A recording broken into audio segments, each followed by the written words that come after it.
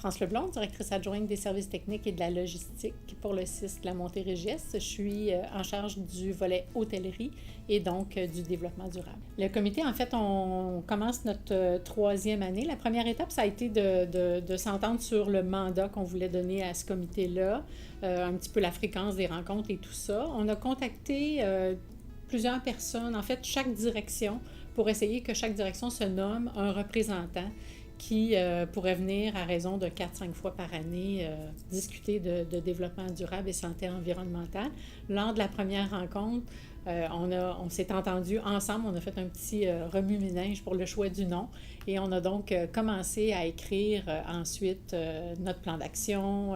On avait une ébauche de politique en santé environnementale qu'on a conçue ensemble, rédigée ensemble et voilà, le comité était né, puis ça fait plus que 2 ans qu'on roule comme ça. On a en fait regardé ce qui se faisait au niveau santé environnementale dans chacune des installations qui composaient notre CIS. On voulait que notre comité soit vraiment représentatif de toutes les missions.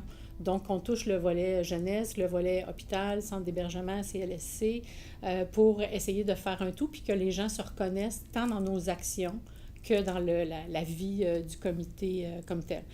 Ce qu'on voulait aussi, c'est que notre comité soit composé de gens de différents niveaux hiérarchiques, pas nécessairement des gestionnaires. Ce qu'on a essayé de faire, c'est représenter toutes les missions et tout, à peu près, pas tous les sites, parce que le site est quand même très gros, mais on voulait représenter tant la direction d'hébergement, la direction jeunesse, on voulait regarder plusieurs services qui sont contributifs. Évidemment, il y a une partie des membres dont la santé environnementale, le développement durable fait partie intégrante de leur fonction. Exemple, nos chefs d'hygiène et salubrité, les chefs de services alimentaires, parce que plusieurs ont commencé à composter. Donc, ces gens-là qui font partie de mon équipe ont le développement la santé environnementale dans leurs fonctions. Par contre, certains autres, on a un médecin qui est sur le comité, on a la chef du service de prévention et contrôle des infections qui s'implique avec nous, on a un coordonnateur des centres d'hébergement qui fait le lien avec sa direction. On a aussi une conseillère en communication qui nous aide grandement pour toutes les activités promotionnelles et la rédaction d'articles qu'on publie dans le journal local. On a quelqu'un de l'informatique également. On a le coordonnateur des services d'approvisionnement parce qu'évidemment, tout le volet des approvisionnements responsables, c'est très important, puis on en parle souvent dans le comité. On a un conseiller qui fait partie du service de santé également qui est avec nous. Donc, c'est à peu près ça. La composition est très hétérogène. On a des gens de toutes les directions. C'est ce qu'on voulait. On voulait que toutes les directions se sentent impliquées et apportent leurs idées puis leurs actions possibles. Ça fait plusieurs têtes et avec ça, c'est avec ça qu'on a composé notre plan d'action triennal. Et c'est ce qu'on suit. Donc, on voulait aussi divers niveaux hiérarchiques. Le médecin qui est avec nous, parfois par manque de disponibilité, ne peut être là, mais son engagement est tout à fait là. Donc, on voulait que ce soit vraiment un comité, pas un comité de gestionnaire, mais un comité de santé environnementale. D'ailleurs, le nom lui-même a été choisi avec les membres. C'est eux qui ont choisi le nom. On a fait une petite activité de remue-ménage au début, il y a 2 ans, et le nom est apparu comme ça, puis ça a été voté à l'unanimité. Notre comité s'appelle Environnement en santé. Mais en tout premier lieu, on s'est donné comme objectif d'élaborer une politique de santé environnementale et de développement durable. On a donc pris les 4 anciennes politiques qui existaient au sein des différents établissements qui composaient le CIS avant sa fusion, avant sa création, et on l'a élaboré là, en partenariat avec les membres. Suite à la politique, on a aussi rédigé un plan triennal d'action. Donc, on s'est donné des objectifs là, assez ambitieux sur les 3 premières années d'un plan d'action. Et c'est ce qu'on suit avec le comité environnement en santé. Ce qu'on fait aussi, évidemment, là, à partir du moment où on a un plan d'action, c'est qu'on suit chacun des indicateurs qui sont relatifs au plan d'action et le comité soutient la mise en œuvre des différentes actions. On rédige aussi un rapport d'activité annuel et on planifie toutes sortes d'activités de formation, de visibilité, de communication. On veut faire vivre ce comité-là. On veut que les gens du CIS connaissent les actions du comité. Le comité environnement en santé se réunit environ 4 à 5 fois par année, selon les disponibilités des membres qui composent notre comité. On essaie aussi de le faire à des moments propices, par exemple au niveau de la journée de l'arbre de la santé qui a lieu en septembre. On fait toujours plusieurs actions, plusieurs activités en lien avec cette journée-là. Donc, on essaie que nos dates de comité soient un peu en même temps que certaines journées là, pour essayer de souligner ces journées-là et réunir les idées des membres du comité. Donc, les réalisations du comité, à part, outre le plan d'action annuel qu'on suit à chaque rencontre, en fait, on a organisé quelques activités. La journée de l'arbre, comme je le disais tout à l'heure, de la santé, ça fait quelques années qu'on fait certaines activités. La dernière journée de l'arbre, on a misé l'activité sur la réduction des îlots de chaleur. Donc, on a regardé quels étaient nos sites, nos installations dans le CIS de la Montérégie-Est qui est composé d'environ 60 sites. On a regardé quelles étaient les adresses qui étaient dans un îlot de chaleur plus particulier et c'est à ces endroits-là qu'on a décidé d'investir et de planter plusieurs arbres. Donc, c'est une des réalisations du comité. On fait depuis plusieurs années la semaine de réduction des déchets électroniques aussi. Donc, on ramasse tous les déchets électroniques. On permet aux employés de venir nous porter leurs déchets.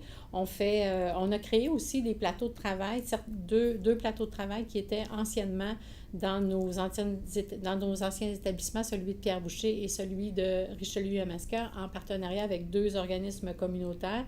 Le comité se penche actuellement sur la création d'un 3e plateau de travail dans la région de Sorel, parce qu'on est conscient que l'environnement, ça se fait aussi en partenariat avec notre population, avec les gens que l'on traite.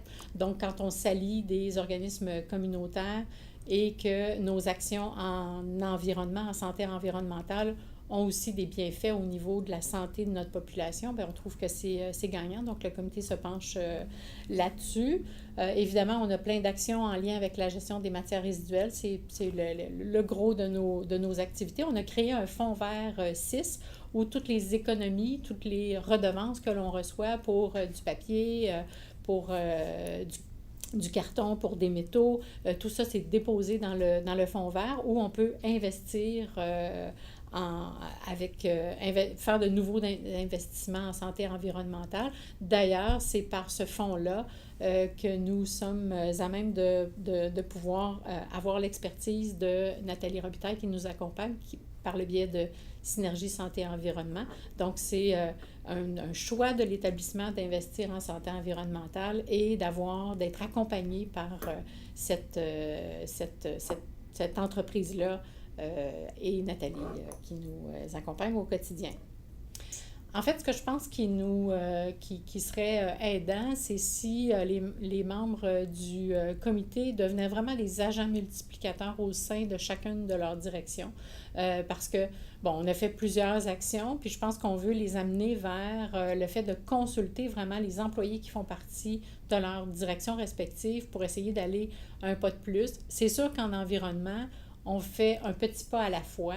Parfois, ça amène des coûts, des dépenses, des investissements supplémentaires, donc on ne peut pas toujours tout faire. Donc, quand on suscite l'adhésion des gens, bien souvent, ils nous amènent des suggestions qui sont fort pertinentes, mais on fait des choix en fonction de la disponibilité de nos ressources financières, évidemment. Donc, ce serait l'amélioration que je souhaiterais faire, que chacun puisse vraiment, dans leur direction, apporter des idées nouvelles là, pour aller un petit peu plus loin.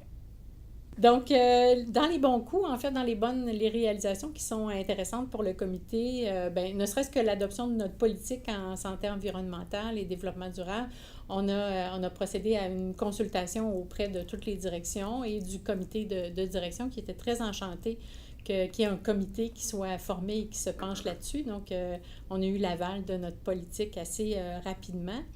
Également, dans la création de nos plateaux de travail, nous sommes en train de discuter, d'analyser la possibilité de créer un plateau de travail pour Sorel. Et à cet effet-là, nous avons rencontré le syndicat parce que, évidemment, intégrer dans nos murs, dans nos locaux, certaines personnes avec soit une déficience intellectuelle ou une autre problématique de santé mentale. Ça peut avoir des effets et parfois on a besoin d'avoir l'aval du syndicat à cet effet-là. Au niveau du plateau de Pierre Boucher, en fait, on a une personne qui est intégrée directement dans le service alimentaire pour laver toutes les boîtes de conserve. C'est le modèle qu'on voulait faire à Sorel également. Donc, c'est important pour nous de consulter, ça faisait partie de nos étapes, de consulter le syndicat pour être certain qu'ils comprennent ce pourquoi on fait ça, que on ne va pas à l'encontre de nos employés, on ne veut pas remplacer nos employés par des membres du plateau, mais bien de les intégrer pour avoir les bénéfices au niveau de la santé que ça inclut, en plus de faire un plus pour l'environnement, évidemment.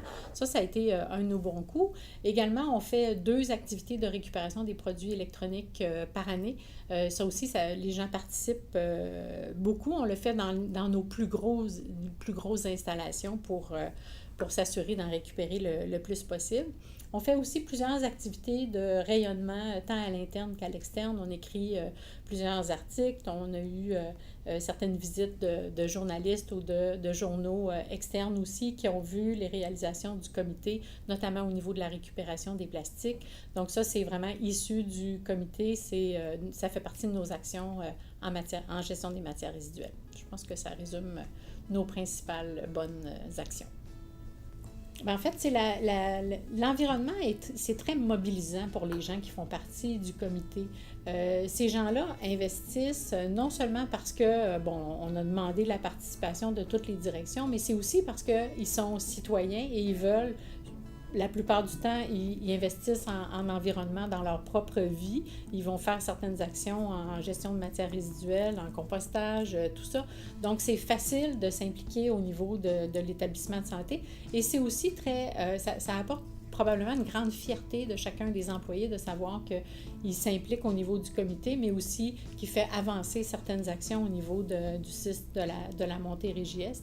Donc, c'est pas parce que leur supérieur immédiat leur demande de s'impliquer, mais c'est aussi parce que ça apporte des bienfaits pour l'environnement. Donc, comme citoyen, on peut être fier de s'impliquer dans ce comité-là.